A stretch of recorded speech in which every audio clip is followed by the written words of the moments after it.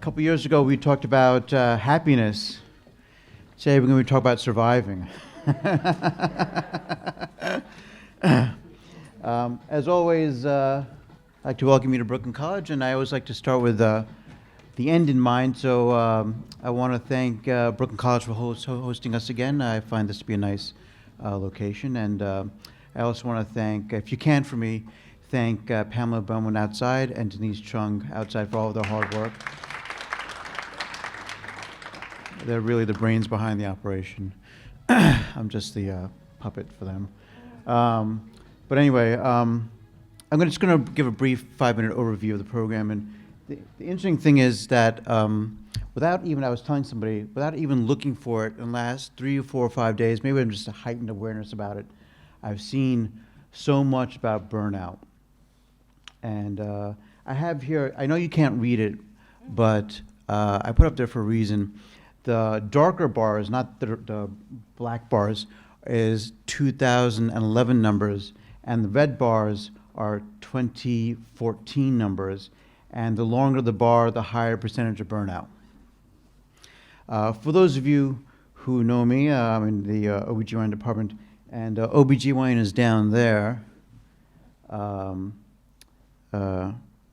to get on anybody's face, but emergency medicine is up there. Sorry, Dr. Rennert. But and dermatology is right there. What the hell? So one of the things about certain professions, they say, oh, lifestyle. But I don't know if that protects you against burnout. So I'm not even sure what burnout is, to tell you the truth. If things intuitively tell me that dermatology should be at the bottom of the list, but now it's higher than OBGYN. And number 2 or number 3 on that list is actually rehab medicine. And family medicine went up from 30% to 60% burnout. So I don't know if it's just the grind, the daily grind. It doesn't really matter what position you are. When I talk to students who are going into whatever field they want to go into, I just tell them to make sure they're going to love what they're going to do for the next 40 years. Not because they had great residence or they like the location or whatever it was. Just make sure you love the material. So just a brief overview. Dr. Drummond is going to bring his expertise and talk to us for about an hour and a half about burnout and what it is, because I really don't know. And Dr. Fu will be talking to us about using communication skills through improv. And I saw Dr. Fu a couple years ago at the American Association of Medical Colleges meeting, the AAMC meeting, and there was a standout. It was a sellout audience. There was a standing room only, actually. It was a room bigger than this, and there were over 200 people there. And it was really interesting. I think you'll find it a great presentation. All the speakers, and I always say this, I have personally vetted, so to speak. I've either seen them or know people who have seen them, and they're all excellent. I made this last night, and I tried to, some of you know I try to be funny sometimes. So I found this little thing here. Snark-y cards. And then I found something even better.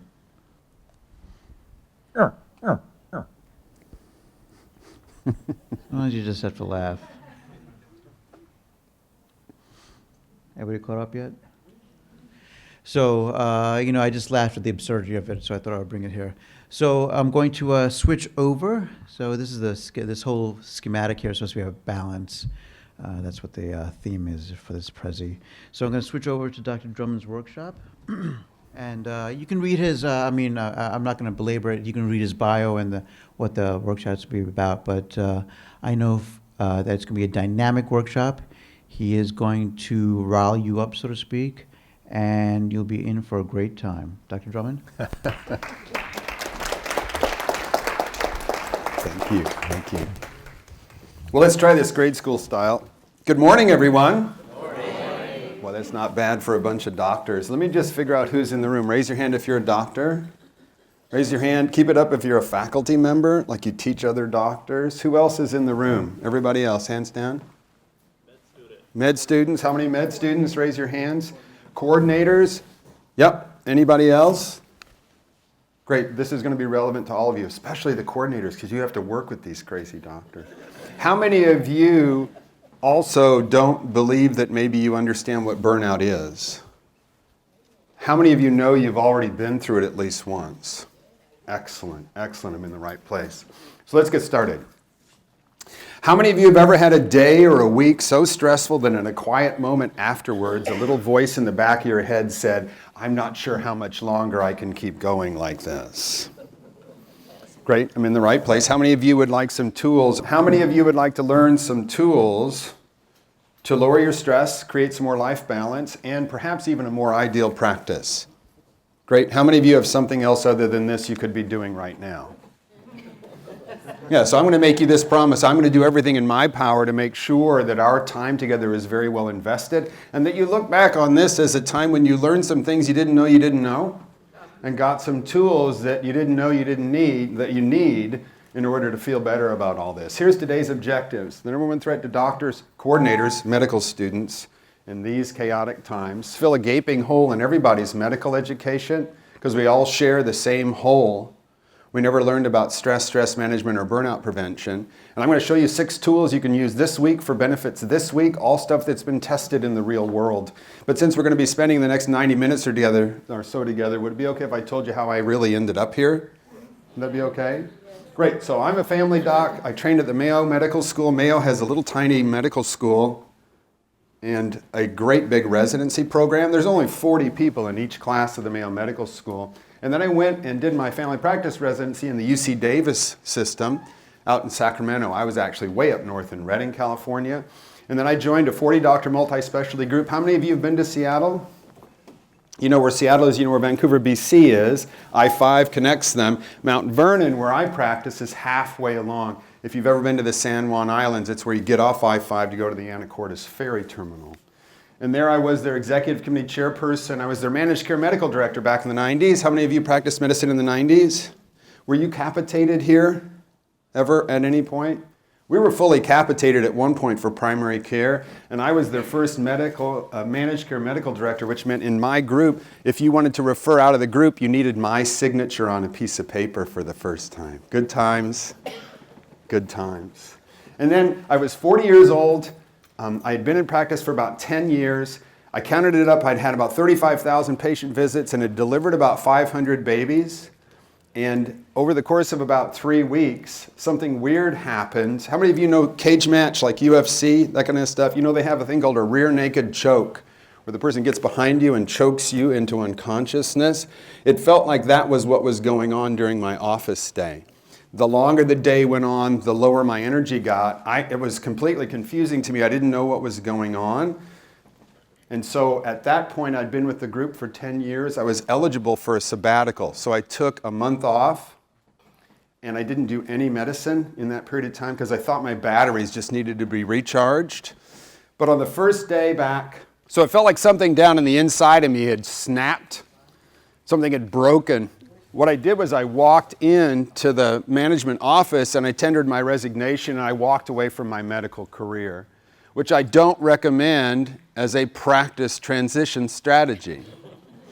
Because if you've spent everything up to your 40s trying to be a doctor and now you're not a doctor anymore, what are you? And I can assure you that I wandered in the wilderness for a good long time.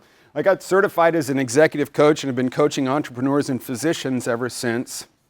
And at one point in this journey, my now ex-wife and I developed a very successful little business training the U.S. Navy's Lean Six Sigma black belts. How many of you know Lean Six Sigma? Well, the Navy has a college. We taught them meeting facilitation and leadership skills. In 2010, that marriage came to an end. That business went away. I was burnt to the ground for the second time, and I decided, I'd really like to try and figure out whether I can help burned out doctors, people who today are feeling the way I did in 1999. And in 2010, if you were going to figure out something about burnout, what would you do? You would say it. It starts with a G. Yeah, you'd Google it. So I Googled it, and all I found were prevalence studies. How depressing. If I was really looking for help and all I found was prevalence studies, I'm sure that at that time people were committing suicide, and I'm being serious, committing suicide simply because they couldn't find anything that could possibly help them in a Google search. So I wrote an article that's still sitting number one, Physician Burnout, Why It's Not a Fair Fight, and I started a company called the Happy MD. Now, I'm a jolly fellow. I'm not the Happy MD. This is a place where you can go to get the tools so you can be a Happy MD, DO, coordinator, medical student, resident, PA, nurse practitioner. And at this point in time, we have 9,300 people in our community in 63 countries around the world. And I have devoted my life for the last 4 years to training, consulting, and coaching around physician burnout. I have about 1,700 hours of one-on-one coaching experience with physicians. And I work with certain healthcare organizations, like this one, who survive my biopsy technique. Because I need to know your organization cares about you, and they're not bringing me in to check a box. Make sense? So everything I'm going to show you today has been learned in the real world with thousands of different physicians who make up the statistics that you see around burnout. I'm going to teach you what burnout is and a whole bunch more stuff. So here we go. The number one threat to doctors is none of these things. How far past ICD-10 implementation are we now? October, right? It's February. You're all still alive. By the way, how many of you felt that the ICD-10 implementation was actually a big challenge to you? Notice how many hands go up. This is sort of like Y2K, right? Where we thought the sky was going to fall and then it didn't. Right? So it's none of these things. What it is the combination of all of this causing the epidemic of burnout in everybody inside a healthcare organization. Everybody who draws a check from a healthcare organization, whether they see patients or not, is at the same risk. Doctors are just at a much more intense risk because of our workload and the responsibility that we carry. There's a handout for you. It's a fill-in-the-blank handout because that helps you learn more, remember it longer, recall it more easily. And the handout also serves as an action plan for you when you go home. We're about to enter the first fill-in-the-blank on the handout. If you look at the top left corner, there's a circle. See that little circle? Put a 3 in it. We've got 40 years of burnout data on physicians. And on average, across every study, every specialty, every major first world country, the average prevalence of burnout is 1 in 3. And you can, if you want to, type in physician burnout and your specialty and pick a first world country and you'll find a study on it. So Japanese endocrinologists, British OBGYNs, American pediatricians, you'll find a study, the average will be 1 in 3. Now here's my question to you. By the way, there's plenty of audience participation today. Just so you know, I know that most of you, especially those of you who are doctors, have been through the medical education system and severely traumatized by it. I'm going to ask you questions. Please go ahead and answer. I'm not trying to pimp you. I'm not playing guess what I'm thinking, and all of your answers are correct. How many of you think that burnout's getting worse? Raise your hand. Great. Here's the best statistics I can give you. Mayo Clinic study, it was already quoted today. It's a repeat of a study that was done in 2011. In 2011, the headlines were, doctors are more burned out than the general population. Please, everybody with me say, duh. Okay, great. So they repeated the study, and what they found, this is 6,880 people's responses. In 2011, there's the burnout rate, 45 to 54%. Now, in my book, that's something approaching 25% increase, right? Now, if you dig into the study further, though, you find some even more shocking statistics. At least they're shocking to me. You see what you think. 40% of the docs screened positive for depression. That held stable. Suicidal ideation. Have you thought about suicide in the last year? 7.2%. That's a what? That's like an 80% increase. That's the state of the people who answered this survey. Now, here's an interesting thing. Burnout prevalence surveys. They send about all these different groups because it's easy to do. It's a super easy way to pad a huge resume of studies, okay? Because it's the same survey sent to different groups of people. But how many people, what percentage actually return the survey, do you think? If I send out 1,000, how many am I going to get back? 150 to 200. It's 15, 20%. What about the rest of the people? All we know is they are the people who return it are a statistically valid sample of the universe. But we don't know why the 80% didn't return it. They may think it's irrelevant. They may be too busy to do it. They may be completely burned out, right? We just don't know. So I assume that the 80% are like this as well. It's an assumption. I'd have no way to prove it wrong or right. Burnout effects, well, it does all this, and it does that.